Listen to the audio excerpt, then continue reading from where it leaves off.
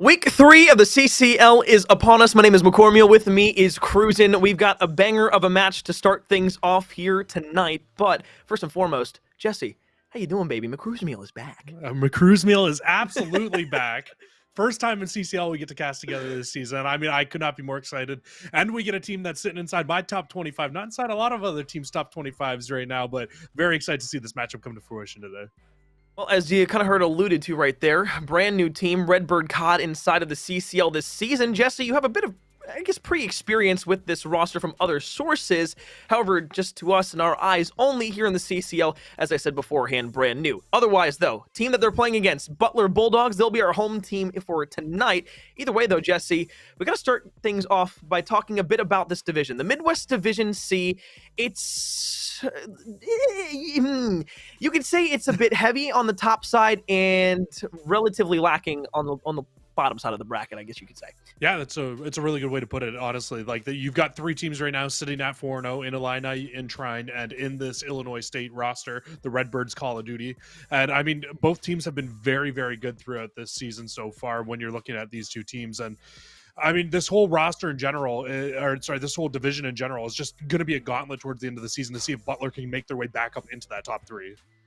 Yeah, it's going to be very, very difficult for them to do so as well, especially when you have teams, again, like we said, Illini, Trine. You know, only three teams are going to be able to make it out. So you put Redbird in that same conversation with Illini and Trine, all of a sudden you now have three teams that are making it out, and Butler is going to be that one left out. So again, we kind of framed this up earlier. It's a must-win for the Butler Bulldogs here, Chassis.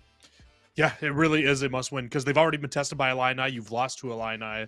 So now it's time to kind of show your adjustments from playing a top team because, you know what, whether a lot of people want to think it or not, I really do put this this Illinois State team as a top roster right now here in the CCL. In my opinion, a top 25 team. They are very, very good. And a team that, honestly, if you come in and you underestimate, it's going to be a very tough team to be able to beat. Absolutely. But we'll take a look at the Butler Bulldogs roster here. Plasma, Bundy, Buseg, we'll figure that one out. And then Bulldog, of course, Jesse. We know that Bulldog and Plasma both are returning from last year in different ways. So that's they just got their BU in front of them for Butler, so it's Indian Seg. That makes sense. But gotcha. When we look overall at the whole roster, I mean, yeah, they've been a very good roster throughout this season so far. You've got Plasma, who's the only returning player from last year's Butler Bulldogs, and then you have Bulldog, who is actually kind of returning, I guess, in some way. He was a sub for the 2021 roster, got no playing experience throughout that season, but you know what? He's in this season. He's been playing so far so good. Well, that's what you love to hear. You bring back players who are at least familiar with the program, and there was a winning culture around Butler last year, so you'd hope they keep that going. Either way, though, we'll take a look at the Redbird COD roster here now. And again, as we said beforehand, brand new into the CCL, new team, new roster, new everything, new faces. Leo Bears, Saint, Boost, and Flob. And now, Jesse, talk to me a little bit about Leo Bears, as he has been at least the standout slayer thus far for Redbirds. I mean, Leo Bears has been absolutely insane this season. I mean, he's bringing a ton to the table in terms of when it comes to slaying. He dropped a 60-6 hardpoint performance on a Bocage against Onyx Blue. Those are absurd numbers. Maybe a little bit of stat padding there, but you know what? Who cares when you're going 60-6? Your team won the map. You looked unreal throughout it. The rest of the roster really complements his play style very well as well. But honestly, you hit the nail on the head. Leo Bear, he is going to be that player to watch here for the Redbirds. Yeah, well, 60-6, for those of you who don't want to do the math and or statistics, that's not including limbs. That was just straight up on the scoreboard. And that's a 10 KD overall. So if that doesn't speak volumes about what Leo Bears can do against the likes of an Onyx Blue roster, well, that at least leaves a lot for me to be desired inside of this series going forward. Either way, though, overall, I mean, just talking a little bit more about Redbirds as a whole, they're brand new inside of the CCL. We get that. We understand that. But Jesse, again, as I said beforehand, you have a bit of experience with this Redbird COD roster. What makes them a bit more special in your mind? And I believe what you said beforehand puts them maybe potentially in the top 25 for this year. I think for me, it's their respawn game. I mean, their hardpoint looks unreal. We'll have to see what they can look like in control because obviously, well, congratulations, guys. We got control in CCL finally. We get a solid game mode now for our third mode. So we'll get to see either Gavutu or Tuscan coming through today for that. But this team, their hardpoint looks unreal for them so far this season. I mean, what they're averaging 115 seconds in a differential. That means they're almost 100-point clubbing every single team that they're coming up against. And I mean, they have just looked so good in hardpoint. Yeah, they've looked really, really good, and I guess that's kind of the standout thing is we can kind of talk about the keys to success for this series. We'll start with Butler. Find a way to rekindle the hard point that you had last season. Last season, it was a strong point to be able to win your hard points. I believe it was a 15-5 overall standings for your team, and then that kind of leads directly into map number 1 with a Tuscan. You want to be able to take that first, and really for the first time here, Jesse, as I'm taking a look at the map set really in person for the first time, this is the first time we'll be able to have a triple setup of a map in a row with control coming into to everything. It's a weird feeling once again to kind of be reminiscent of Modern Warfare and into Cold War, where we would have 3 maps be played back to back to back that are all the same. This reminds me of early season Cold War when we just seen Moscow, Moscow, Moscow because it was the best map in the game. Well, Tuscan, clearly the best map here in Vanguard, in my opinion. I think your opinion as well. And to get a triple dose of it right off the rip, I'm not going to complain about it by any means necessary here. And interestingly enough, about that hard point, that first map, that is the only hard point that Redbirds have actually lost this year. So, I mean, you kind of alluded to it earlier on that Redbirds that they have lost to. That they have been undefeated so far, but they've lost a few maps to kind of teams that they probably shouldn't have even really been dropping maps to. So the fact that you get that Tuscan hardpoint right off the bat and early on here for Butler, I think that's a good sign for them. It's a map where, you know what, hardpoint, you really are favoring Redbird, but because they've already lost this one, you never know. Maybe Butler might be able to come in and take this one away. Yeah, you're talking about Butler and their hard point. One of the things that you kind of brought up to me, at least earlier on, was against Illini, this Butler Bulldogs roster, they did struggle, at least in their hard points. Their search and destroy, again, was close as we said beforehand. It went down to around 11, the 6-5 loss, though, overall for Illini to be able to sweep that series. Talk to me about the player of Indy and what this player needs to necessarily step up for inside of hard points in search and destroy specifically throughout a series against a better team overall, or what would seem to be a better team comp overall for the Redbirds, obviously going back to the struggles that were inside of the Illini series. Yeah, I mean, well, straight up, I think struggles would be an understatement for how Indy performed throughout that series. Not a series that he wants to remember, and definitely something he wants to correct and kind of fix going forward against this Redbirds COD roster. He dropped 17 in the map 1, 14 in the map 3. Those are 2 very, very rough numbers to be dropping inside of map losses, let alone inside of maps that were kind of close, if we're being completely honest. You got to think if he maybe stepped up in those games, that's when they really could have brought their way back into the series. Brought their way back into that series. And then even in the search and destroy, he only dropped 5 kills inside of what was a 10-round search and destroy. So if you are this Butler team, I think Indy's the key focal point here. You need to step up. You need to make sure you're playing to the same level of your other teammates, and then you can, especially against other top teams, so that you can really kind of take it to those top teams.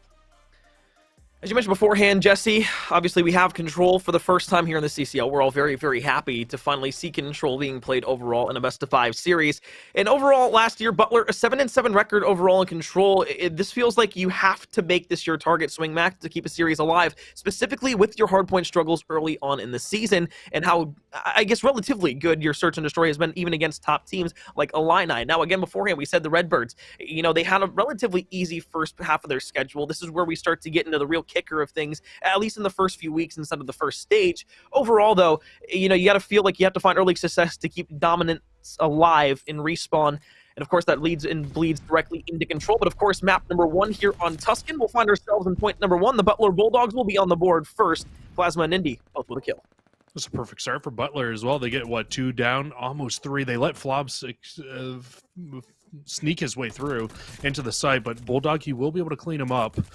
But the only situation here and the only issue with that break off that I see for Butler now is that you have flipped these spawns out. Redbirds do have those preferred spawns, and they're inside of the hill now. So, I mean, it looks like we're going to get a much more contested P1 than what we normally see here in the CCL. Leo was there for a contest, but Seg will go ahead and find 2 quick kills. Plasma won there as well. You look to player number 3. Bulldog will be pushing up the map. Is actually behind a few players in the flank, trying to secure spawns potentially for sort of the Bulldogs over at P2. Last few seconds of contest time over at P1 will fall to the hands, at least for the time, of Butler Bulldogs. Everybody starting on the rotate, but that play by Bulldog all the way in the spawns is actually going to lock down those P2s for the side of Butler for now, and they should be able to get the first couple of points on the hill. As soon as Boost spawns out there, you know that everybody on Redbirds knows that somebody has snuck through, so that's why you see everybody start turning around trying to find these players, but it's going to be a very hard break now to be able to break Butler out of this setup. You still have that player in the back in Plasma set up on the hill. You have a very good hold set up and ready to go here. The only issue is you've got a ton of players here for Redbirds surrounding it and around, but you've got 3 down, 4 down now, so this is a very, very good hold looking like for the Butler Bulldogs. Technically a 3-1 trade there, with the team kill coming through from the Redbird COD side of things. We go to an aerial view now of our hard point. Flop will fly in from the right side of your screen, sitting towards the point. 25 seconds left. Spawn's still close for the Butler Bulldogs, though, so we'll be trying to go ahead and hit this one last time. You would love to have the south portion control of the mini-map as you go ahead and rotate on over towards the next point, but Leo Bear says a different story for the side of the Redbird COD roster. 3 in a row, 7-3 so far. One of our main points was to shut them down. So far, they haven't been able to do just that. It's a big gunfight there, won by Flob, just to kind of slow down this push from Butler on the left-hand side. You don't want them to be able to break through into your spawns here, because you want to be spawning up on that bottom portion of the map. But with nobody in and around that area and only Boost in the back here, the spawn should be very much so in favor of Butler. Early break from the front here. Plasma will go ahead and find 2. They'll hold it down from the outside of the point. C-Cop is down for a second. You look to the rest of the players from Redbird COD now making the push from the top portion of the map. 2-1, now back and forth. Pinstripe kill feed. Plasma on 5 in the back. That'll be streaks for the side of Butler as we go deeper into this hard point. Actually, he's just going to pop it out right now. Could have been used a little bit later on, but I actually love this to go ahead, build that lead a bit further. You go for the second player that's coming off spawn. You don't go for the close one in towards the point. I love the play there, and of course, that it's rewarded with 4 straight kills for Butler. You're going to get the last 15 seconds of scrap time. However, though, Redbird has rotated, but you got to look to Bulldog, who's in the next point on 3 in a row. Yeah, I'm already starting to see an issue coming in here from Redbirds in their hardpoint, at least up against a team like this Butler team on Tuscan hardpoint. And it's the fact that they're just kind of hitting for scrap time over and over again here and just allowing Bulldog to continuously sneak through, get into the back line, and really start to be a menace for trying to hold down spawns, because they really haven't held down a spawn yet for a significant amount of time on any of our 3 hills that we consider are more so money hills and hills 2, 3, and 4 here on this map. And it's just an issue that you're going to need to correct throughout this game if you want to be able to bring yourselves back into it. You want to be able to win. You need to make sure you're rotating early. This would be the hill. When you talk about money hills, for Redbird COD to be able to get back into this boost, we'll slide around the corner, be able to fly away. Flob up the staircase, we'll go to chase 1. In for the contest now, though, it is going to be the set of the Butler Bulldogs, who once again will hold on strong. Leo Bears will clean up the last pushing player. Boost out and towards the right. They'll spawn on the top portion of the mini-map, and now all the way over towards your right side. This is actually going to allow Redbird COD to get out and find maybe a decent rotation. But if you are the Butler side of things, you push through the church, you get the last bit of scrap time, and now you can have a clean break down in towards the south portion of the map when we get into P5. Yeah, if you're Butler, you've had a great first half of this game. You're rotating early, you're constantly winning the rotational battle, and you're not getting broken until the back 20 seconds of every single hill, if you're even getting broken on those hills. So very good start for themselves here, but you're still letting Redbird stay on in this one. And Redbird, they will be the first team here early in setup, but just get ready for a stun and nade fest inside of this hill. Well, you said it. 2 nades already come through. Boost and Saint will pair for 2, but Indy comes back with a double. Now you flop in towards the point, flop around the corner, jumps, Indy goes head for 3, almost able to make it 4, but who other than Leo Bears to be able to shut it down. You go for a 4-1 trade. Bulldog now slides around, challenge out towards the front of the window. He'll try for a 3-piece potentially here. Teammates are going to help out. Another 4 down for Butler, and that's going to be great for scrap time here, potentially the rest of the time as well, because Butler, they're going to have to push from the top portion of the map, but you don't want to give that up, because guess what? We're going up there for the next rotation. Yeah, I mean, if you're Redbird here, I think you just chalk this. I think you need to just rotate and set up on this P1 hill, but you can see they're still sending player number 5. He's actually going to play a cutoff, actually. He's not going to play all the way through. I thought he was going to push through into the old site, and try to really kind of contest the remaining bit of time there, but he actually plays an off angle, shoots a few players in the back from Butler who are trying to rotate early, and now you should have a full early setup here for the Redbirds. First set of rotations, Butler Bulldogs looked oh so good. 16-7 from Plasma, 19-9 outstanding from Bulldog. We'll use a streak over the top. However, though, teammates will be there to find a few kills, clean it up, so it won't be necessary for the glide bomb to find an extra kill. Bulldog looking for number 20, around towards the left side. Saint will shut it down for the double-digit deaths in the game so far. The Butler Bulldogs just trying to hold on from the front of the hill. Indy, around the corner, doesn't realize that boost is there, but has teammates to go ahead and complement this push oh so well. 30 seconds left in this point. We'll look to the rotations here in just a moment. Redbird, once again, they hold down the side of the map where they need to rotate to. They just haven't been able to hold onto the hills. Yeah, I think the big thing you need to be watching for is player number 3 right now. The last time on this set of rotations, Bulldog was able to sneak his way through, and once again, it looks like he's snuck his way through. He will shoot a player in the back, so this should at least let Redbirds know, hey, we've got a few players trying to make their way through. They do still spawn up on the good side, but Bulldog finds another kill in the back. He's going on 3 in a row now. Make that 4 in a row. Bulldog absolutely turning it up here, and he's been the player of the match so far here for me for Butler. Absolutely. And I mean, when you're on 4 in a row, almost, that was an aggressive challenge around the corner, but I love it, though. When Plasma goes out, you have to go with to try and find the trade. Either way, though, it leads to an easy Leo Bear 2-piece. You hold on to the point here for what seems like the first time at P2 for Redbird COD. Indian nade in towards the point. Seek will come from behind. You have one more up top and boost. Can you try to fly in towards the point? I mean, you just want to wait for the reinforcements at least right now. But as you hop in, 3 kills going to go in your favor. White in the kill feed. One more around the corner. Guess who? It's Bulldog who finds another 2-piece. Looks for number 3. Almost able to get it, but Flob will finally get there. You're just trying to eclipse that 100-point mark now if you're the Redbird side of things. And, well, you might just be able to do that here at the end. Yeah, but once again, Bulldogs, a perfect rotation there. I mean, yeah, you don't win the full rotation. You don't win a ton of time on that hill, but you contest for the front 40. You flip the spawns out to get the right spawns that you want going in towards our Fountain Hill for P3. And look at this. They've got a full setup once again here for this next hill. As long as player number 4 doesn't lose this gunfight off screen and Seg absolutely wins it, this is going to be another great hold here for Butler. Double positive for Bulldog, looking to extend that even further. The reach into the middle of the map. Look at this Bulldogs hold right now. They have so many lanes held down, so many angles to be able to cut off this Redbird push in towards the point. Saint, though, will finally trade one back with a stun. You don't really have a lot of numbers here at the site right now if you want the Redbird side of things, so if you're trying to fly in towards the point, good luck. It's going to have to come off of maybe a 2 to 3 piece by one individual player. Boost will slide around the corner. Plasma will find yet another kill on the streak right now. The glide bomb going to be used in from the top in towards the middle of the map. You're going to get all the information of the world and more, because guess what? That should lead to a kill. 25 seconds left here. Redbird COD still down by almost 100 points. Don't know how I feel about that streak while you're in full control of the hill, though, because, I mean, what if you need that later on in the game? Yeah, you have that strafing run, but it's just not as good as the glide bomb is for finding that information and forcing teams inside. And the next hill, the next 2 hills will be inside hills. So Redbirds, this is a really good opportunity. They can still come back into this game. Look how far away they have Butler spawning from this next hill. This is going to be an easy 20 seconds before it even gets contested. It's far away, but through the middle of the map, you have to be careful, because player number 6 and Leo Bears will get cut down. So those 2 players that you have pushing from Butler through the middle of the map are going to be able to get to that point and at least start this contest early on. Flob might get caught off guard here, throwing the nade. You get 1. Will the trade come through? Will Bulldog go for number 2? No, the answer is Leo Bears and Boost going ahead and combining for a couple. Now out towards the side, Plasma loses a big one-on-one gunfight that should have been won right there, but a spawn in the back and close for Butler should allow them to at least keep that pressure on the hill for just a bit more time. And as Redbirds start to mount this comeback bit by bit, it just seems like the Butler Bulldogs are resilient. They keep hounding the point. They do, but Leo Bear, he's finally starting to turn up here in this game. We talked to him. He was a player we were highlighting coming into this one. Struggled off the rip. He's on 4 in a row now, bringing it back to even at 23 and 23. But as we only have 15 seconds left on this hill and a big winner's advantage still here for the Bulldogs, they can play for this contest time. They don't have to worry about rotating early. But unfortunately for the Redbird COD, they need to not only hold on to the remainder of this time, because you don't want to give any time away to the Bulldogs, but you also need to win this rotation. Unfortunately, you lose the scrap time, so now the full focus, it goes towards command center. You need a good hold here to bring yourselves back into this one. Need a good hold. Have to have a good hold. Around the corner, Flob looks for the first shots and will find and connect onto 1. Make it 2. Oh, Leo Bears, a popcorn nade with it around the corner.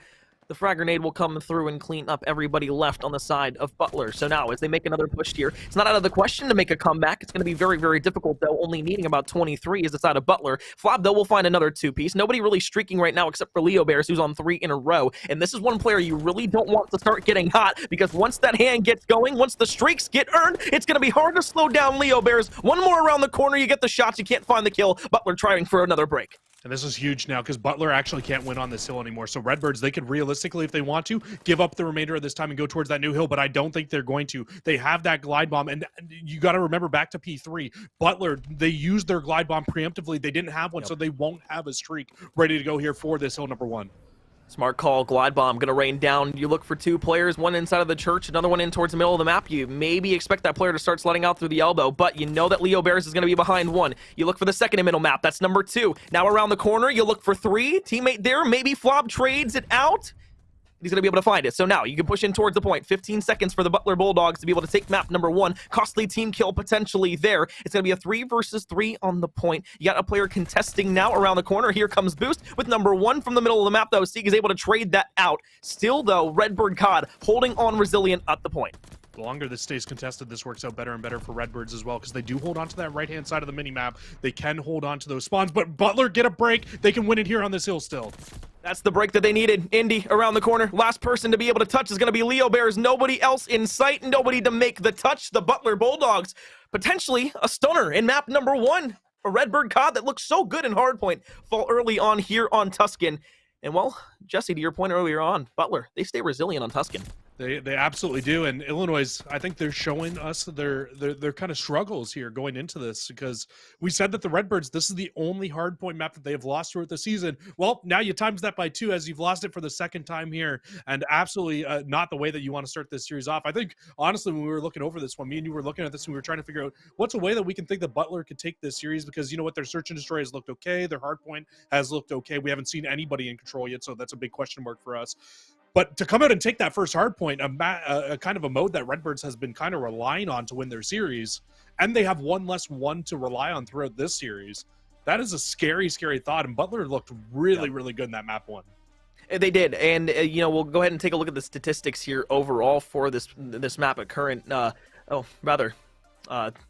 Just give us 1 second. But, you know, overall, statistically speaking, the biggest thing that I saw was obviously Bulldog, who had a tremendous start to the map. But it was Plasma, who ended up coming through, finishing the game strong for Butler. And that was a big reason why they were able to shut down the Redbird assault very late in that game, because they were trying to make it close at the end. It just was a little too late. And that's typically what we usually see in hardpoint maps like Tuscan. But again, I think it was 37 overall and 28 non-traded kills there for Plasma in that game. So, I mean, nothing to walk away with Butler.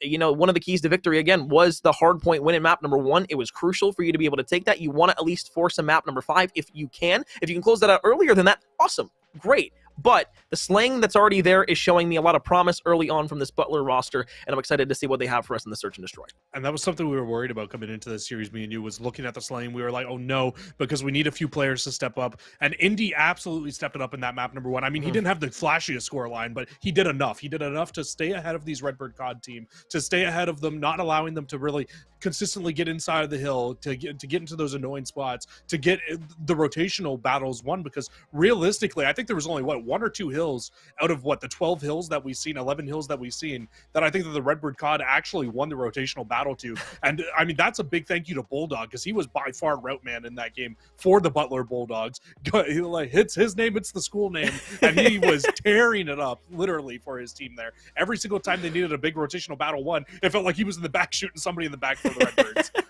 Yeah, I mean, how many times we have to call out Bulldog on separate rotations that game? I mean, you can just go back to the very first one when it was over on P2, the first set of rotations. You got the spawns there for Butler. All of a sudden, it's the same thing back over by P3. You make the route in towards the bottom of P5. You get in towards the HQ. You get back over to the point with the rest of your teammates to help on out. And it just seemed like it was time and time again. You know, you look at a player like Bulldog, and it's the most important player on a team. You look back to a player like, obviously, this is going to be a very, very, very generous compliment, but you compare it to a player like Karma, who was always doing that dirty work, who was going around the map, finding those early initial kills over towards that next hard point that didn't necessarily show up on the scoreboard, but more importantly, showed up when it mattered the most, because it actually showed up overall in terms of the points that you were able to earn because of those plays. So, I mean, I wish there was a statistic or a way to track statistics in game, like an advanced stats of like, okay, how many times did a player's route lead to X amount of points throughout a hard point? And at least for Bulldog there, I'd assume it would, you know, amount to at least maybe 150 or more.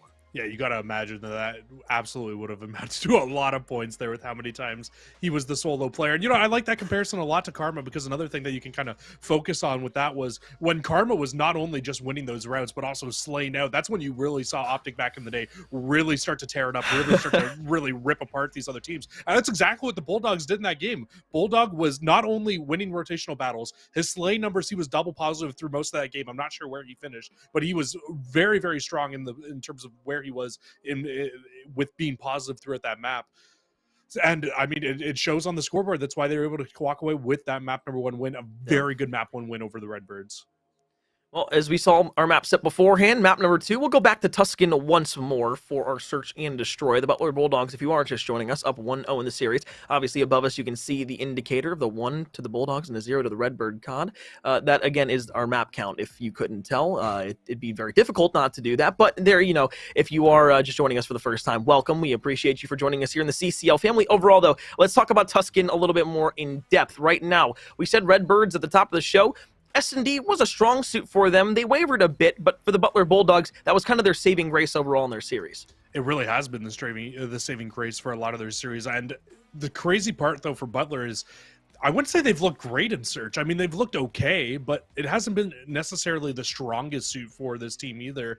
I think they've been very 50-50 when it comes to both modes throughout the season so far in terms of hardpoint and Search and Destroy. Their hardpoint, we see they look good at Tuscan hardpoint, but the rest of them, it's been pretty okay. But when you look at Search and Destroy, outside of the first game that they played where they got 2 wins, where it was a 6-2 and a 6-3, every single other Search and Destroy has either been a 6-5 win or a 6-5 loss. Those are extremely close maps. And I mean, something that me and you were talking about before we came into this one was not only do we want to see them winning Search and Destroy, but we want to see them start to like kind of handily win those Search and Destroys a little bit more.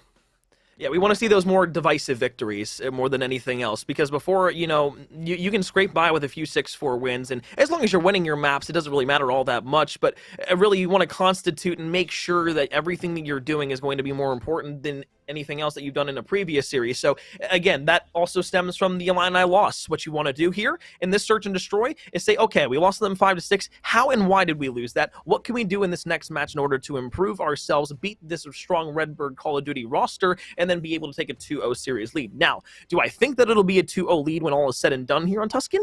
I'm not too sure about that. I think Redbirds have enough grit and tenacity to be able to come back inside of this one, especially if they can get it down close to the end, but that even might favor Butler at the same time because they have won a lot of close games. It's so hard to tell, too, because like you related to off the start of the broadcast, this Redbird team has not been tested yet this season. We have not seen them fully get into a hard match, and if they're kind of getting the work handed to them by Butler here throughout these first 2 maps, like if Butler is able to come in and take this, what will we expect to see from the Redbirds when they eventually go up to face Illini and Trine, those other top 2 teams here in this division right now? Could be a very, very scary thought to see. Indy's trying to get this bomb down extremely quickly, but once his player who was over the top of him ends up falling, it's like the entire setup falls apart at the seams, and it's just going to leave Bulldog here all alone by himself, and that bomb is all the way across the map. He needs to find 1, and I mean maybe even 2 before he can even get this bomb, because they are like hawks watching around this. You make the rotation over near A. Really sucks that Flob, was able to escape out through the middle, because when you were planting, you did see that player, and then, of course, yeah, from the right. So, early on in the rounds, it doesn't really matter all that much. I guess one of the things that we didn't really talk about, at least at the very beginning of the broadcast, was we wanted the Redbirds to be aggressive early and often with all of their attacks, and one of the things that Butler needed to do was counteract that. So far, at least in the first round on defense, it looked really good from the Redbirds attack-wise.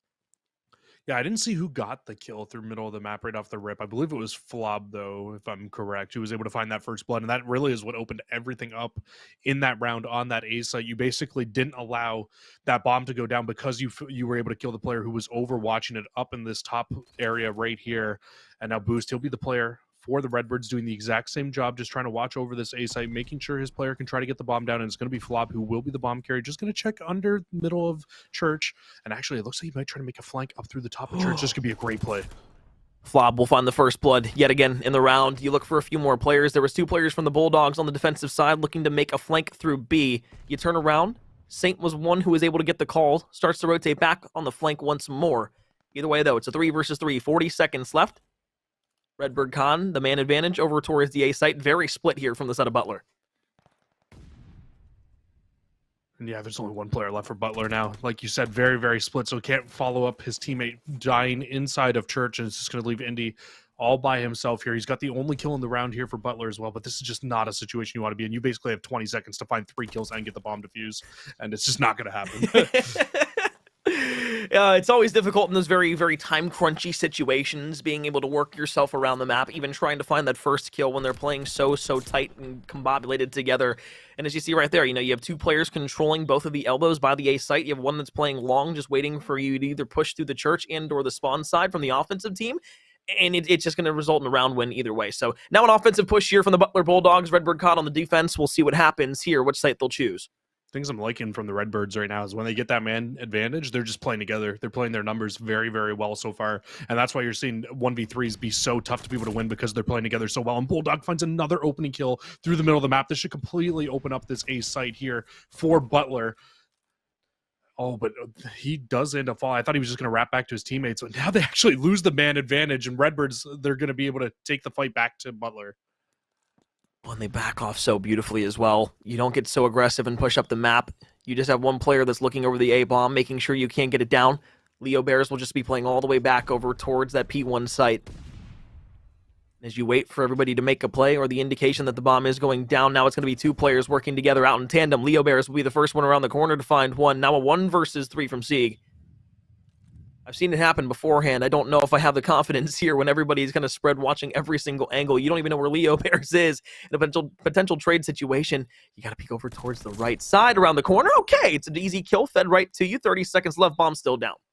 Should be able to get this bomb, though. It's not in a terrible spot. He's going to check towards middle of the map, and it was not the right decision to make as you have two players watching over middle of the map from Redbirds. It's an easy cleanup for themselves there. And once again, Butler, I mean, they get the first blood in that round, but Illinois, they answer back with back-to-back gunfights where they just take one-on-one individual gunfights. They get the wins, and as soon as they get that number advantage, Corn, what do? They sit together, they play together, they win the round out. It's happened 3 rounds in a row now, and it has just looked very, very strong. Systematic Call of Duty right now, if you will. They're playing as a team so well here in the Search and Destroy. It's exactly what we want to see. All 3 players only sitting on 1 death as well. Very, very good numbers to start this game off, and another A hit coming in from the Redbirds. And look how patient they are off the rip here. They're waiting for Butler to be over aggressive here before they choose to move this bomb up even towards this A site. Oh, Flob gets aggressive through the middle of the map once again. The SMG presence from the side of Redbird has just been so strong here on Tuscan. It's why they've won 3 rounds straight. It's why they're looking to go for number 4 in a row. Player number 2, you look for Bulldog, trying to wrap down under towards the HQ side of things. Saint in the middle of the map, looking, scouting, trying to find one. We'll spot the door open. Easy kill, easy pickups. 1 versus 4. Plasma, the last one alive, will find the first of 3 that it needs to go ahead and get. It's going to be very difficult if you want to be able to clutch up in this situation. You'll try to wrap back through the middle of the map, but you got to keep in mind you only have 25 seconds to do just that. You look maybe to the middle. Saint might be there. You have one down below. This should be another round win for the Redbirds. Yeah, man, they just have every angle watched once again here for the Redbirds. It's a 4-0, all 4 rounds. You get the man advantage. As soon as that round man advantage goes to you, run away with the game. It's just they're playing so well systematically together. You don't let anybody sneak through. It's honestly so much better than what we saw from them in their hard point, where Butler was just constantly sneaking through and shooting you in the back.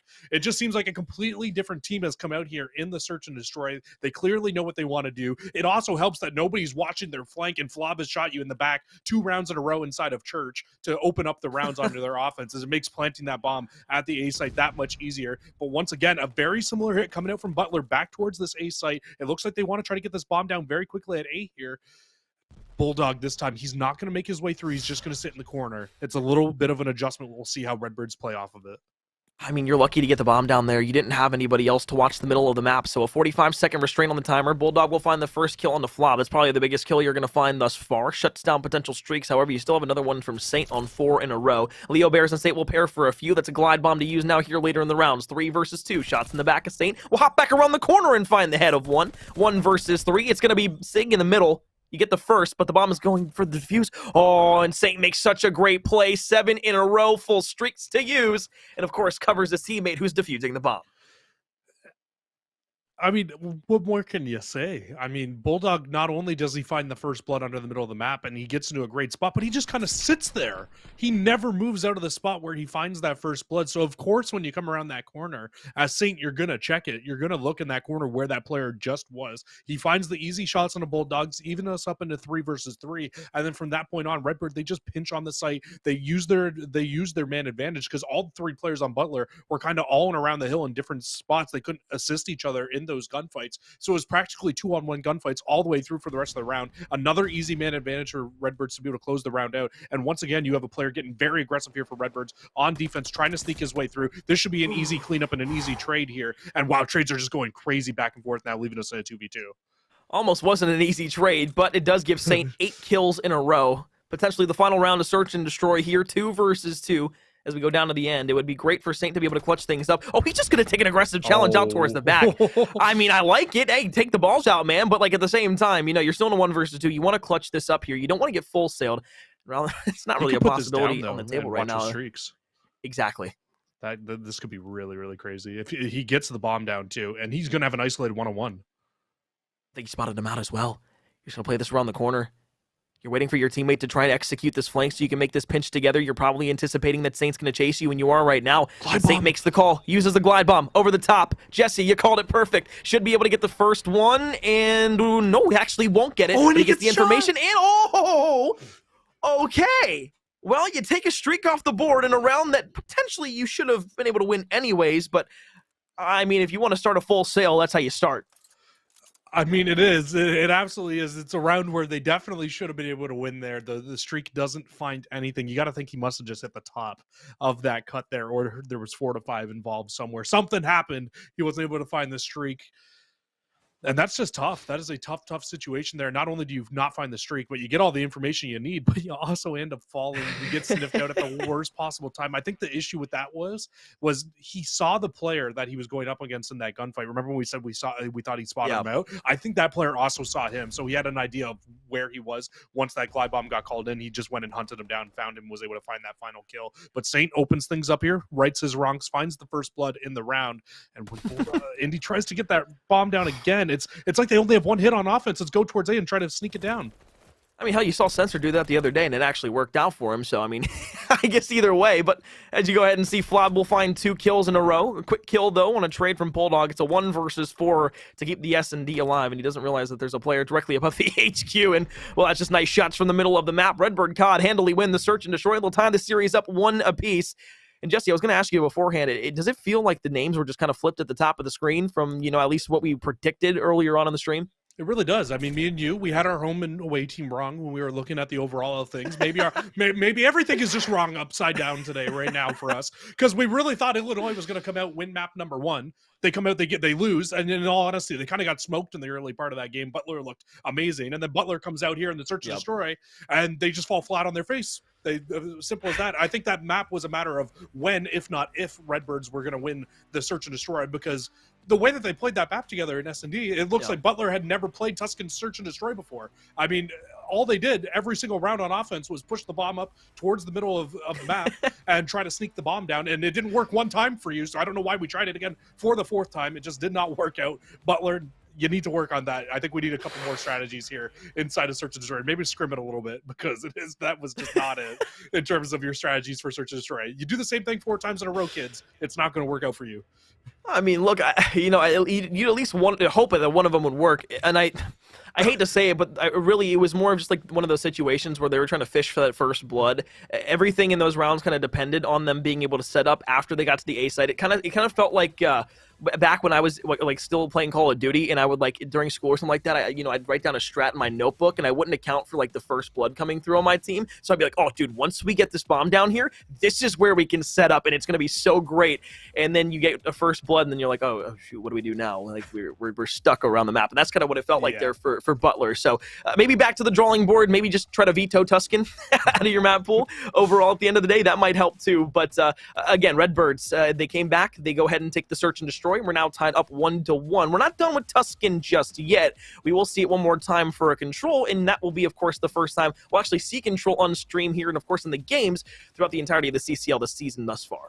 Yeah, I'm really excited to see control coming up very, very shortly here for us. But I mean, like you said, though, that S&D, when you look at that search and destroy, like, I completely am right there with you. You get that one bomb down and you think, hey, everything's going to be great. We'll have a 4-man advantage. The issue was the player sitting up top window every single time fell in that game. And then they eventually just stopped sending somebody there, and they thought, hey, you know what? Let's do no middle map pressure. That did not work out for them either there. So, yeah, definitely need to come up with a few more strats here on the drawing board before we get everything going. Well, as we get ready for map number 3, we're at least guaranteed to see a 4th map inside of this best-of-5 series. In the meantime, though, when we get map number 3 and our final Tuscan of the series set up, we're going to kick things to a quick break. When we come back, map 3 in the first control on stream of the CCL season.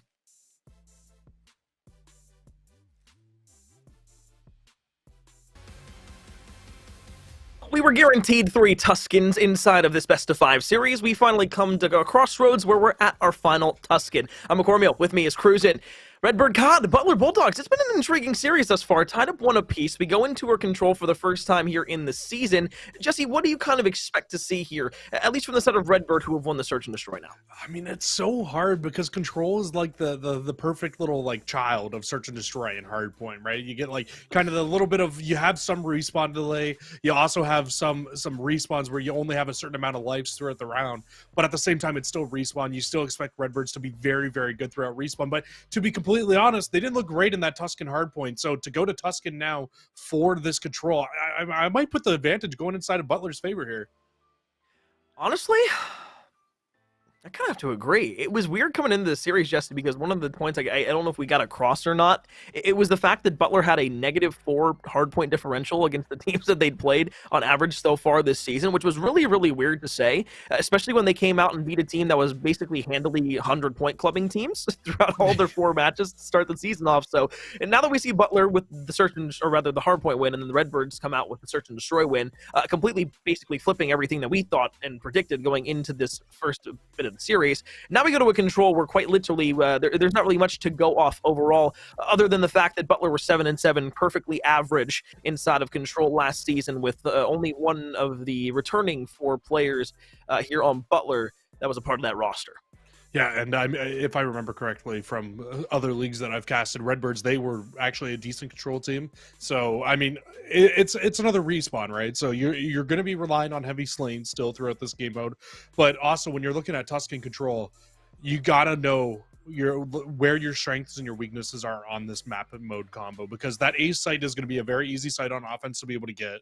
In terms of, if you get the numbers early on that site, you should be able to stack it and win it. Very similar to a hard point break off to P1. If you get the numbers on that site, you should win that site almost every single time. But the hard part is getting over towards that B site. You see that B site also in search and destroy. It's the same exact area, but the hard part about getting it is, this time, instead of search and destroy, not everybody is going to continuously respawn up, right? So you need to make sure that not only are you getting one wipe, but then you need to push into the back tanks. It's kind of like spawning a team out in hardpoint, but instead they're going to continue to spawn up church just kind of further away. It's really what you need to do, though. Not only get somebody in the hill, but also get somebody set up on those back tanks. Yep. That's how you'll get that B side. It's way easier said than done, though.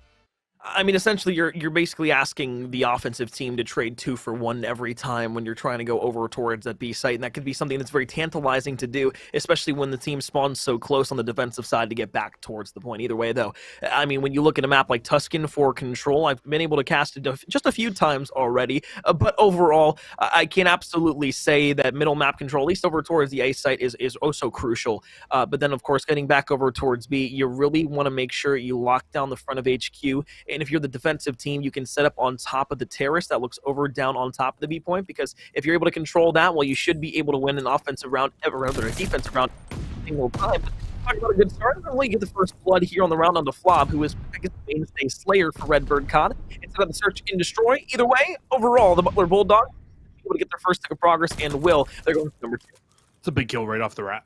To be able to take Flob out, who was that player that was just continuously sneaking through for Redbirds in S&D off the rip-off. And yeah, you can see it here. It's been a big effect. As you can see, there's only one player left. Plasma will fall, though, so Saint actually by himself stops this push here from Butler. It was nice, too, because now you're just left with 2 ticks. You haven't been able to add an extra minute onto the clock. If you are the Redbirds on defense, you've at least drained that clock just a bit, but around the corner comes 1. In D and C, you're going to be able to hold on in towards the point. Full progress at A is going to be secured, so that's an extra minute onto the clock now if you are the side of the Butler Bulldogs on offense. However, the thing is, you've got a 5-minute advantage. Awesome. But now it's getting over towards that B side again. That's oh so difficult. And this is where the man advantage can come right back into your favor here if you're the Redbirds. You find a few kills off of spawn here, and if you can find a way to pin Butler into the back of their spawn, this is how you can really, really run away with this map on defense, because you'll spawn up right near that B site, even if you end up falling here. So it's a great, great opportunity now for the Redbirds to be able to bring themselves back in. But with a minute 40 left and 23 lives, you at least have 4 solid hits at this hill if you're Butler. Yeah, and you maybe want to try a bit more, but look at Saint. Plays that so perfectly. Trigger Discipline's able to find 2. You snap around the corner to try and find number 3, but to your surprise, there's really nobody there, and that's because everybody's coming off the respawn block once again. Look who it is, though. Bulldogs, all the way back in the spawn side of Redbird COD. We saw that happen inside of the hard point here on Tuscan. Once again, here in the control, trying to do something a bit more fancy. However, you don't realize that everybody else is dying at the same time. So while you're sitting here in the back trying to make a pinch play, just maybe trying to pick 1 or 2 players off, Everybody You else can't is sit dying here. over towards the HQ. Yeah, exactly. You have to make a play to make this push and at least get 1 or 2 downs to the teammates and start making the push up the map. Redbirds haven't even noticed that he's spawning up in the back because they just don't care. They just are pushing straight forward. And look, he needs to make a change here. I don't understand why you're just sitting in the back right now. You need to push out. You need to find a few of these players in the back to give your team an opening to come out because everybody else is just getting spawn trapped right now. Well, the thing is, he touched the B zone, too. They should have turned around at least once. Nobody really turned around to clear the spawn, and finally they're going to say, okay, we have one on the B site. We probably need to go get him. And now finally you have Bulldog who falls. But the thing is now you don't really get anything out of that except a little bit of progress on B that's easily drainable. So now as Leo Bears comes down the staircase, you have the rest of the Redbird COD now trying to make the approach on the defensive side. You get your first 2 down if you are Butler here in quite a while, but you only have 25 seconds to work. The other issue with him making that play for so long there is you only have 30 seconds left now for Butler to try to break your way into this hill. You don't have any numbers in terms of man advantage as the 4-man, now 5-man lead to the Redbirds. And now when you're looking at the rest of this, Butler, they're still spotting across the map. You've got 15 seconds to even touch this hill. This is very much so looking like a Redbird round win. You try to fly it through the church as well. Sieg will be there with a kill, but guess who's there on 5 in a row? It's Boost.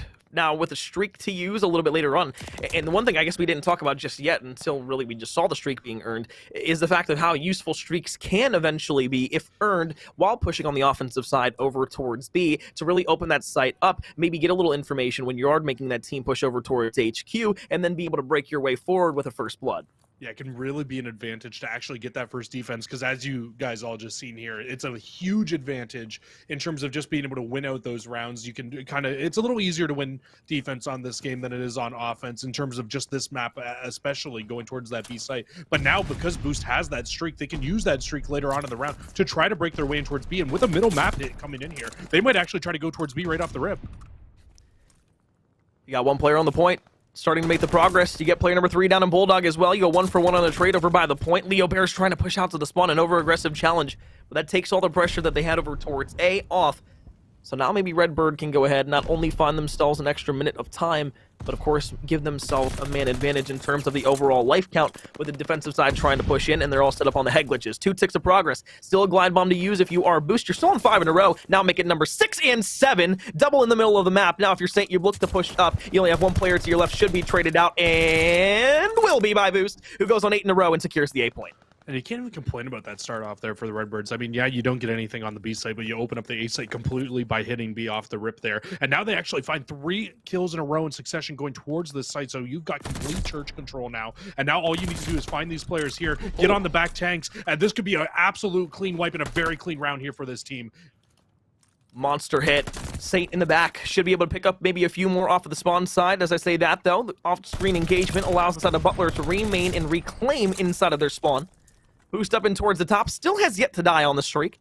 10 in a row, 11 and 2. It's a great trade in terms of control when you talk about the life count overall. And yeah, that's just a beautiful raid into the back. Make it number 12. You're looking for even more, but the more important thing is now you've cleared out the B site. You can start to get this progress on the offensive side, and that first tick's going to come through. You look towards the back once again, and it's Swab who goes for 3. Boost who goes for number 13. I mean, at this point, you're up 20-7 with 1:35 left. You don't even need to capture the point. Just play TDM. Just take out your opponents at this point. Win the round out solely. I think Leo should be able to close this round out on the point as well. But, I mean, wow, just Flob again. Flob and Boost just finding their way through, sneaking around, getting to the back behind the Bulldog players is working so well for them. We saw it in the Search and Destroy. It was something they actually weren't able to do at all inside of the hard point, and we alluded to that coming into this because, you know what, we thought, hey, Bulldog could be a big effect here on this map coming into it for Butler with how well he was able to take those routes in hard point. It just doesn't look like those routes were working out to the same effect here in the control as we saw in that round number 1 on their first offense. He was sitting in the back, but nobody was dying for him to be able to take advantage of. He needs to find a way to kind of not just have to shoot players in the back to find kills here. Unfortunately for the side of Butler, after the first hard point, there has not been much good to say. It's been the Redbirds who have gotten their guns hot. Maybe it was first map jitters. Maybe it was jitters of being on the live stream. Who knows? They know that they're being casted upon right now, so maybe it was just a bit of nervousness. Either way, as Bulldog now makes the way up the map, you would have loved a little bit earlier on if you would have been a bit more aggressive on the offensive side to really help the rest of the team. Instead, you just wasted about 30 seconds, maybe even upwards of 40 to 45, just sitting all the way in the back of the spawns. Glide bombing over the top, though, from Boost. We'll find a second one here. It's a 2-life advantage for the Redbirds. And now you look for the A hit that's still coming through. The first bit of progress is going to come in and ensue. You're just trying to pinch around this point right now. You've got a lot of map presence if you are Redbird. Seems like the Redbirds aren't just trying to win this map. They're trying to smoke them off the map. That's what you get when you start to see the streaks getting invested here onto this P1 hill. But here we go once again. Bulldog sneaks through, so he is on that B site by himself. And this time, because he's on B, it's going to force a couple of the players on Redbird to turn around and force a couple of lives over here. He actually gets a tick by himself over at B before anybody else even gets over to that site. And now it actually looks like Butler can kind of split their push here. You can send a few players over to B, but then you can also keep players at A. But actually, the streak comes in at A from Boost and shuts down anything that they could have done in terms of a split push. So initially, I didn't think Bulldog was making the right play. Then I realized that now that you have that second tick of progress, you can split the sites, but while they were trying to fight over at A and contests kept coming through, it kept the clock at a solid minute and 10 seconds. So you have tons of time to work back over towards A if you want to put another minute on the clock and then be able to work for that last bit of progress over at B. Either way, though, you found yourselves on the point right now. You're going for that second tick from the middle of the map. Here comes player number 8. That's going to be Boost. First one to fall. Through the spawn side, it is going to be players number 6 and 7, Leo and Flob, trying to make this push. And in the middle of the map, Leo will fall. Streak going to be invested yet again. They don't want to give them this A site. And it's the last player. They're around the corner. What a stop from the Redbirds. They just barely stopped that. It stops the clock at 45 seconds, like you said, because Bulldog was able to make that big play earlier on to get onto the site and shut things down. And not only then, but finds a two-piece here to open the site back up for his team. Will finally end up falling. I don't even know what to think right now. I don't know if this is a good thing for Butler. They will get an extra minute on the clock here if they finish the zone off, but the numbers are still just not in your favor. You've got a 5-life lead still here for the Redbirds, and you still need another tick over at B. Well, you asked what to think. Just think slaying from the side of the Redbirds right now. Bulldogs have not been able to keep up. Very similar to map number 1, just flip it around. But the Redbirds on top. Bulldog inside of the radio station. Looks to the left side.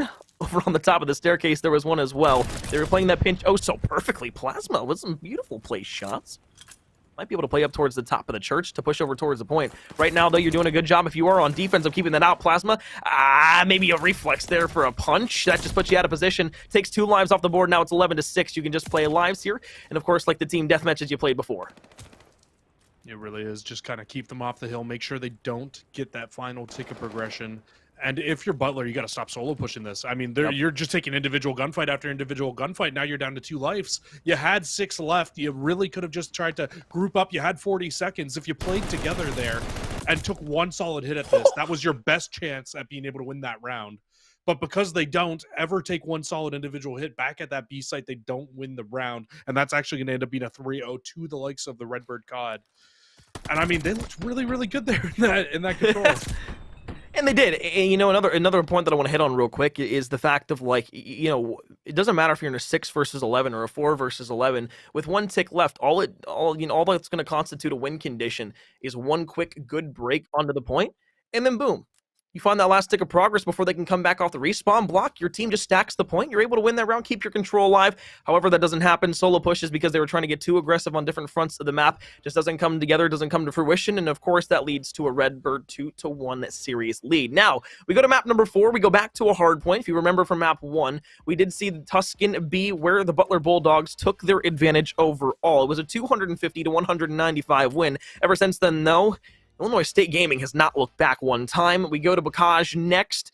Very, very, very interesting map overall. I think we've said that enough to kind of knock your ears off at this point. But overall, I think this is a map that favors the chaotic spread pushes from the side of Redbird. Yep. And if the Butler Bulldogs don't push as a cohesive unit like we saw in map number 1, and of course, especially like we saw in map number 3 there when they were solo pushing everywhere on the map, I think this is not only Illinois State Gaming's map to close out, but of course, they're serious to win to stay undefeated.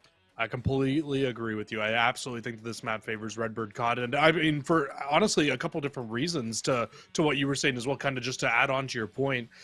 I think it's going to be a lot harder for Bulldog to be able to make the plays that he was making in Tuscan in this map on Bocage because of just how crazy the spawns can be on this map. You can hold down and push through the back all you want, but as soon as one player ends up falling, spawns get flipped. It just doesn't really matter where you're spawning on this game, though, on this map. Wherever you spawn, you're getting back in the hill within 5-10 seconds. You're able to reinforce. You don't have that same luxury that you had on Tuscan, where once you got a flip and you got a team wipe, where you were spawning them across the map. This map, you spawn them across the map, they're right back and 5 seconds, they're right back in your face. And right now, when you look at the overall slaying numbers on this team, just from map 2 and 3 alone, it just seems like Redbirds, they have the numbers in terms of slaying. I think the only reason you saw Butler take that map was one, because of Bulldogs rotations, and two, they were able to actually win in the slaying in that map because they were constantly the team that was set up on rotations. I absolutely agree. And when you go to a map again like Bacage, that's just simply not going to happen. And the biggest single thing here I want to see, of course, slaying for Redbirds the last 2 games has been phenomenal. You look to Flob, who has been pretty much astute throughout the last 2 matches. You look here, you assume on a map like Bacage, he's going to be able to be a top slaying player. But hey, guess what, Jesse? You said it at the top of the broadcast. We'll allude to it once again. There's a player named Leo Bears on this Redbird COD roster who on Bacage specifically had a 10 KD, dropping 60 kills and only dying 6 times inside of that game. If that doesn't speak volumes, I don't know what does. He's looking like a young Cruisin' out there. Fresh wrists. He's running around finding 60 kills. I'm just kidding. I was never that good. But you know what? he absolutely could take over this map again. And if Butler doesn't find a way to answer them, and this was a key to victory that we had for Butler, was that you need to find a way to kind of limit what he can do in terms of hardpoint. And we saw it in map 1. They limited him. He didn't have a great start in that game. He did turn it up, however, as the game went along. And he looked better in the search. He looked even better in the control. Could have just been a simple case of him coming in kind of cold to start that series off as well. Looking a lot better now, though. So what Leo are we going to see? Are we going to see the one that gets shut down from Butler? Or are we going to see the Leo that comes out and goes 60 and 6 on a Bacage hardpoint? Only one way to tell. We load up the map now. I knew you'd like that young Cruisin' comment. You know, I never got to experience a young on the map, to be honest. Look, a young cornmeal might have been cracked. I still might be a little cracked right now, but on the sticks, I have struggled in recent years. That is why I'm, of course, on the desk now, and I'm not playing anymore. So, as they say, you try playing, you don't succeed, you go to coaching, and if you can't coach, you go to casting. So here we are now as a caster. You tried your hand in coaching? I think maybe for a map in a series, and I didn't like it because all it was sitting there looking at a mini map and saying, "Oh, look, he spawned in our spawn. That's interesting," and I didn't feel like doing it. So, Bacage, map 4. Redbirds, you're trying to stay undefeated here, win map number 4. And just, I kind of wanted to say this right before we got into this match as well. You know, the win condition for Butler, at least at the beginning of the series, was to win your search and destroys and maybe steal that control because of how good the Redbirds were when it came to hardpoint. It seems like this is the complete opposite, as Redbirds have gone on to win the search and destroy and control, and now Butler has to be forced to win 2 hardpoints. Yeah, they are forced to win 2 hardpoints now, and off the rip, you can see already a better looking hardpoint here from Redbirds. I mean, they've already gotten in towards this P1. They flipped the spawns out for P2 as well. It's exactly what you want to do right off the rip here, and the slaying just seems to be in their favor right now. Flob is heated up, Boost is heated up. We've seen Saint heat up at certain points throughout the games today. And when you have Butler spawning up all the way over here, I'd like to see player 6 actually not even push up towards the map. Stay down in that bottom left, because that would not give a single spawn pocket for Butler to be able to get in the back. And now with a few kills coming in here, they might be able to spawn up on that bottom left-hand side. We'll see. They don't end up spawning there, but it was a possibility. P2 set. Saint looks over the top for a potential kill. You look back to the middle of the map where Leo Bears is just trying to cut off a few players coming from the P3 spawn side. Slowly pushing over and making their way to the point, though, are the Butler Bulldogs. Perusing their way through the swamp and in through the middle of the barn. Gonna have 1 player coming around the corner. 3 players, though, are close here for the Redbirds. You aren't able to win those up-close gunfights, and now it's down to Leo Bears to go ahead and make a hero play. You get the first 2. You make a beautiful play to slide out towards the top, but you don't realize that somebody's still playing the P3 spawns all the way back and is able to shut you down as you come off the rooftop. So, as you're trying to rumble down below, unfortunately, the thunder strikes from the back spawn, and the Butler Bulldogs will go ahead and make sure Redbirds can't get any more time off of P2. I'm just curious as to where this Illinois State team was in the first map that we saw. If I'm being completely honest with you, because we saw in that first map there was no rotations at all, but they've won both of the rotations so far here in this. They flip the spawns out at the perfect time. They get inside the hill at the perfect time here for the second map, and you'd think that this would be a harder map to win rotations on because you're on Bacage, because you're in a crazy gunfight-oriented map where you're just always spawning up in different places, but they've done a great job so far of limitizing where the Bulldogs spawn up. They have a great idea constantly of where they are. 1 player sneaks through, you find them in the back. This is just a great hold, and they've done a great job of just really just winning everything on the map right now. Nothing is being handed to Butler at the moment. First 30 seconds came through for Redbirds. A break came in momentarily. However, they go ahead and they hold on for what should be the last 20 seconds of time. Nobody really close for the side of Butler to be able to make a play back over towards this point. The rotation across the map is going to be big, but guess who's there already? It's Leo. We'll find the first. You look back in towards the barn, maybe to find a couple of more. Free him around the corner. Through the door, Leo will go ahead and find number 2 in a row. You flip out the spawns, you get yourselves the early lead, and of course the early rotation into P4. The barn is yours, and everything that it's worth. And again, it's going to be the Redbirds set up early here inside the hill. And you know what? Maybe something that we haven't alluded to is the fact that Leo is just in his paradise here on Bacage, because he has looked very good once again to start this map off. And they're just going to sit inside this hill and contest at the moment. But, I mean, you're up 84-28. And on a map like Bacage, I mean, this is almost like a 100-point lead off the rip here. 4 down, looking for number 5. Plasma, quick off spawn. Will be the first one to find a kill for Butler as you make the push back into the barn. Leo will slide in. Can't find the shots from the hip fire into the ADS. As you look to Plasma, goes for the beatdown, is actually able to get the kill. So that's 3 in a row. Working your way towards a glide bomb from behind, though, Saint is going to be able to come through for 1. Will it really amount to much? Well, at least the answer for now is yes. That's at least mid-map control. And, of course, you get yourselves early and rotated to P5. Jesse, this is something that they didn't do in map 1. Not once, but they've won every single rotation here so far to start this game off. And you've got a glide bomb for Saint. This is the perfect hill to use that glide bomb on as well. Even if things get rocky, you can drop that glide bomb in somewhere. And look at this, the Redbird players, they still spawn up on that right-hand side. Sounds like a glide bomb has been earned from Plasma as well. I'm not sure when he earned that streak. He will find Saint with it, but also finds one of his own. So numbers still just not going to be that strong for Butler in the hill. Another glide bomb going to come in. This time it's going to be Saint. On the opposite side, you're going to be able to find one with it. So 2 straight kills in a row. You look for boost back over towards the tower. One's going to be up top, and Saint will find the kill in the way of the MP40. Extending the lead ever so slightly here are the Redbird side of things. And as Saint will slide out for 1 over towards the P2. You look maybe in the barn to play a bit more passive. 2 players are going to slide on in. Rotation back to the middle of the map, but right now, if you're Redbirds, Jesse, you're happy with getting the scrap time here in P5 because you're going to put yourself at about 135 points as we get ready to get back into our second set of rotations. You absolutely are. I mean, what, you have almost, a 90-point lead here over Butler to start this game off, or to start this round off. Sorry, a 70-point lead. Apparently, I can't do math. But still, nonetheless, a really good lead. That's a hill and some of a lead here. And with the way that we've seen Butler look off the rip, it's not looking like it's going to be very easy for them to be able to bring their way back into this game. But as I say that, Seg does start to heat up. He gets on that 4 spree in a row. If he can find a glide bomb, I mean, you can use it in that next hill if you don't have spawns. He does find the glide bomb. So, you know what? They're starting to bring their way back into this. Gonna have to if you want to force a map number 5.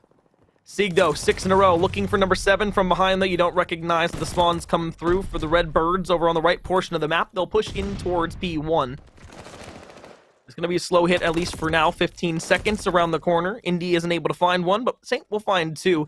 Helps take out Plasma. So, this should be, once again, a break opportunity for the Redbird side of things to get into P2. Leo Bears will lead the charge. 20 and 16, almost able to make it 21, but Boost will find the kill. Saint will trade out after as well, so that'll be a break into the spawns. And once again, Redbirds, even though they didn't rotate early and get out for it, they break the spawns before the hill even pops. Yeah, they didn't have to rotate early. They had basically just a 4-man group ready and around the hill to be able to pinch inside of that hill and be able to find all of the kills that you needed. It was a perfect break, a perfect pinch from this team to really be able to get in. And look at the hold that they have set up. Only one player who can really disturb it in Seg, and he goes massive. He finds 2 in the back, and there should be a hold going back in the way of Butler now. But, Jesse, here's the thing, right? You know, this is big 30 seconds here if you are Butler. You're going to get one more push at this if you are the Redbirds. But for Illinois State, you can get this rotation all the way over towards P3, and you held it down so perfectly last time that it got you about 40 seconds at a time, something you don't see every day on Bacage. Sieg trying to go big one more time. Will for 5. Dances around that tank and is able to stay alive. That might have been one of the biggest moments for Butler. I think if you're Redbirds, you're starting to get a little greedy here. You're hitting towards scrap time constantly, and the one thing that they did so well in that first set of rotations was they weren't hitting scrap time. They weren't hitting toward those back 20 seconds. They were pushing over, setting up for the new hills, and they haven't really been able to get one of those solid setups that we've seen throughout the first set of rotations, and that's why you're starting to see Butler bring their way back into this game now. Break potential through the front. Bulldogs going to be the first one there. Plasma should be able to double back. Help with a pinch play in towards the point. Once again, though, you see Bulldog trying to make a route all the way through the back of the spawn. You'll find 1. You look for the second inside, you'll find 2. Leo Bears coming off the spawn. Help from teammates. Flob, the last one alive for Redbirds to at least make the immediate pinch, and will do just that. Plasma from the corner will get pooped on by Flob. As you have 4 kills in a row, you look for maybe number 5 out the middle of the map. A triple kill. You get a glide bomb, and now Saint will fall off the streaks as well. That glide bomb is really big too, because heading towards the back half of our hills, we do have that outside hill again on P5. And now you have a glide bomb once again to kind of counteract the fact that Sieg got one a little bit earlier on here. And now the lead is starting to build its way back up. You will have Butler, the first team, set up here at the barn. But as you head over here, again, Redbirds, they're just kind of circumferencing around this hill, and they have everybody set up in and around and ready to try to break this. Well, the first player that Bulldog was going for didn't eventually end up falling in the way of Bulldog's hands. It was down to a teammate. He goes and finds a second player as well, but it is a 5 streak there for Boost. You get another streak on the board. Now, you get the shooty pile in, as Cruisin would say. As you have everything and more that you could want here inside of map number 4, you're looking to close this out in a 3-1 series. You're probably saying to yourself, how did we lose map number 1? We'd be wondering the same thing, but of course we know the answer is that Butler was playing out of their minds in map number 1, and it just seems, for whatever reason, Tuscan Hardpoint is their homestay. Seems like that, and also Tuscan's kind of just the weak point for Redbirds. But you know what? Butler's not out of this game by any means yet. They can still bring their way back in. They have the man advantage on rotation for the time being. But Saint's able to find one in the back. If he finds the second one as well, that could be spawns now going into the favor of Redbirds until he falls with those player cams being held. They will continue to hold on to spawns. And that streak from Boost is a little preemptive as well, because you don't have anybody to follow it up now from the Redbirds.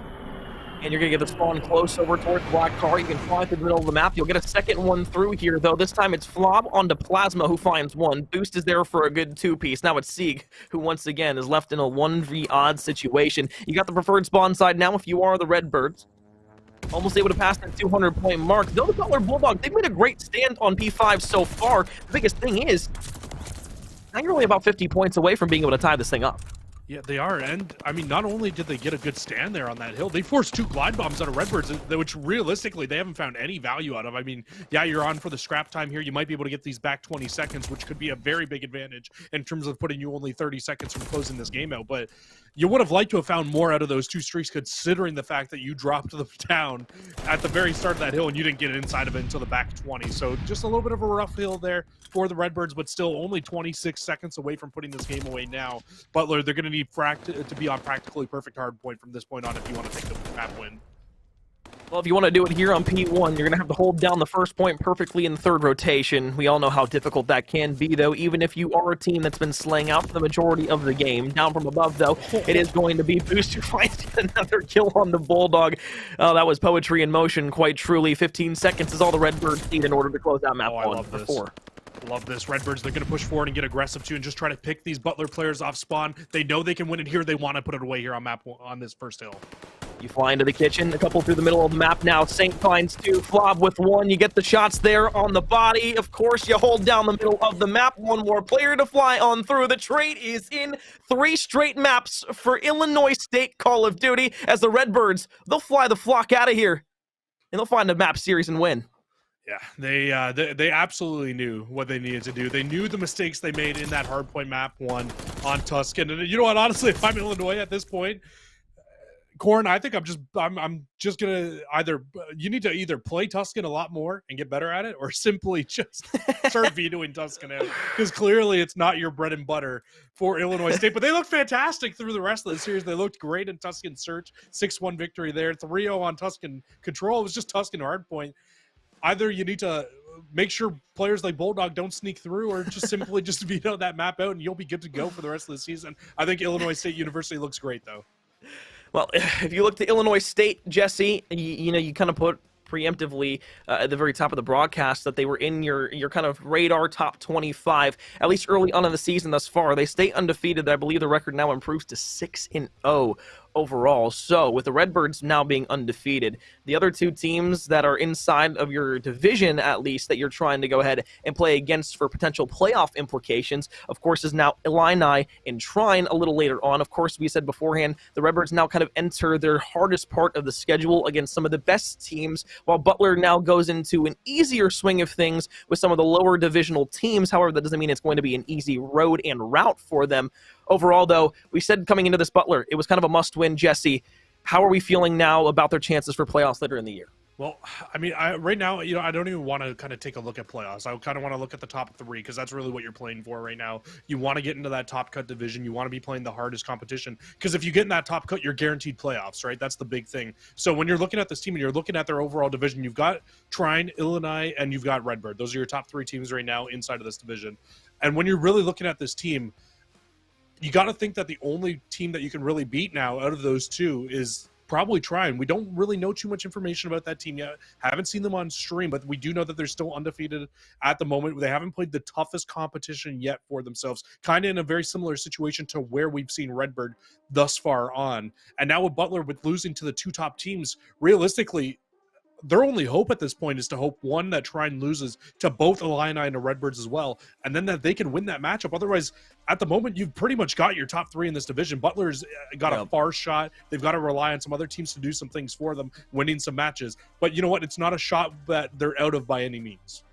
They've also got to win out. That's the biggest thing, too. Yeah. If you can't win out from this point on, then it's going to be extremely difficult for you to be able to eventually get into the playoffs overall. Either way, though, I think a lot of people out there were looking at this matchup saying, okay, if the Redbirds are able to take the win over Butler and it's relatively convincing, then maybe we'll start looking at them with a bit more open eyes and saying this team could really do something later on in the season, maybe even come playoffs.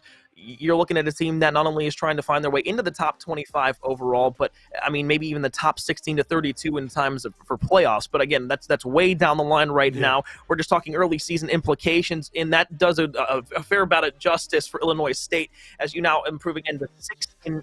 We see the map one more time, 250 to 195 on Tuscan, a 6-1 search and destroy win there again on Tuscan. And then, of course, the last two maps were closed out by the Redbirds 3-0 and then 250 to 152. As we said beforehand, though, this is only the first match of the day. Our next matchup will be the South Dakota Coyotes going up against Maverick Esports. Myself and Proper will be taking you through the action. Jesse, it was a pleasure being able to cast with you as always. It's a tear down my face, and of course yours as well. Folks, we're going to take things to a quick break, set up our next series. When we come back, we'll have another banger matchup here for you. It's in week 3 of the CCL. My goodness, that was almost clean. Tragic. So close. We'll be back.